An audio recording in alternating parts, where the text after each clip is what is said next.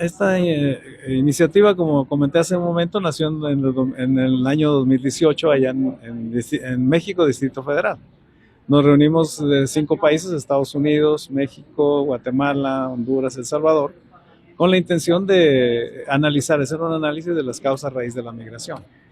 Y como organizaciones que somos internacionales y como organizaciones basadas en la fe y como organizaciones de la sociedad civil, estamos preocupados precisamente por el tema de inmigración. O sea, consideramos que la inmigración es natural y es un derecho. Las aves, todo el mundo emigra la gente según su necesidad y tiene el derecho de hacerlo. El problema es que las fronteras vienen a encerrar a las gentes en sus círculos, en sus cotos de sociedad, y hacen leyes en ocasiones que son injustas para las personas que necesitan emigrar, y lo detienen y controlan. Entonces, esta iniciativa es importante porque lo que buscamos es cómo incidir en las políticas de los gobiernos y en crear una conciencia acerca de la inmigración forzada, porque es migración forzada, que los gobiernos pongan más atención y que desarrollen planes económicos que sean suficientes para evitar que la gente emigre forzado por la necesidad, por la falta de empleo, por el hambre, por la violencia, por tantas cosas, tantos factores que vienen siendo las causas raíz de la migración.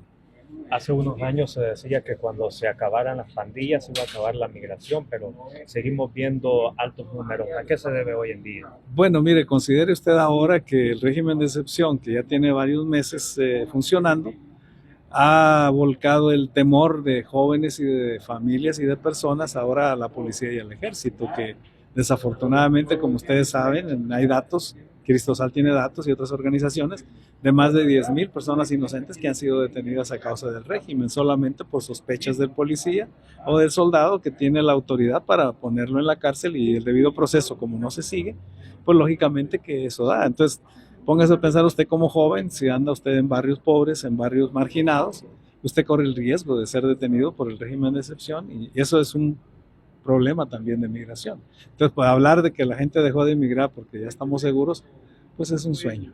Es un sueño y es una utopía, porque la realidad es que la gente va a seguir inmigrando no solamente por las pandillas, sino porque no hay empleos. El alto costo de la vida, el desempleo, los recortes a la salud, los recortes a la educación. Imagínense usted, o sea, son muchos motivos para que la gente emigre y busque una mejor vida. Medidas así a corto plazo que pudiera eh, ejecutar el gobierno para reducir la migración, ¿cuáles podrían ser? Mire, las medidas que a corto plazo yo sugeriría, son sugerencias y es mi pensamiento, voy a decirlo, no como iniciativa, sino personal y como director de COFOA. Si cualquier gobierno o este gobierno quisiera detener la inmigración, primero tendría que poner atención en el salario mínimo, crear un salario mínimo que sea correcto, que sea justo y que cubra las necesidades básicas de las familias.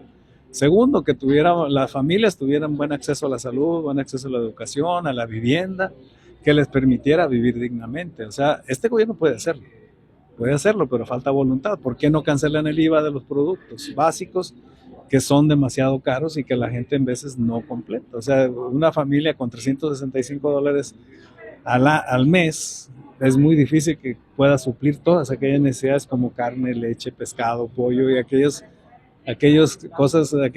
vaya, productos elementales para sobrevivir.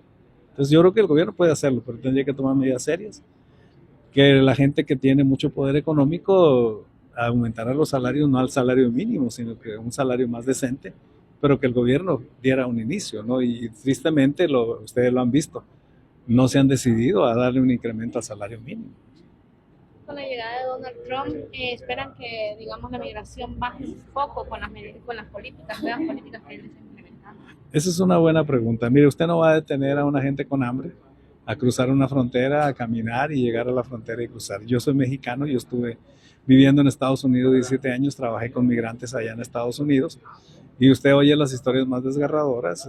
La gente se arriesga, las mujeres se arriesgan a que las abusen, se arriesgan a que las maltraten, los niños también y los hombres igual, porque los criminales que los cruzan o los coyotes están protegidos por alta gente de mucho poder económico y político, porque los migrantes cobran 10, 15 mil, ahorita están cobrando hasta 15 o $20,000 por llevarse una persona, y ese dinero no lo agarra el coyote ni lo agarra ese grupo. Ese dinero llega a otro lado que sabrá Dios a dónde llega.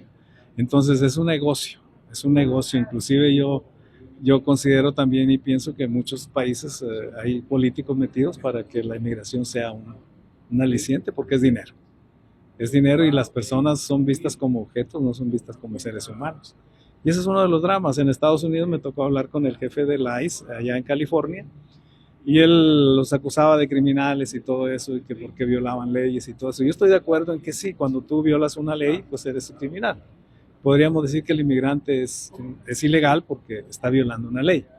Pero yo le comentaba al señor y le dije, bueno, ok, considere usted que sí son ilegales, pero dígame usted, ¿han ustedes analizado y estudiado las causas por las que esas personas se vienen? ¿Han llegado al lado humano para entender a estas personas, como seres humanos, como creación de Dios?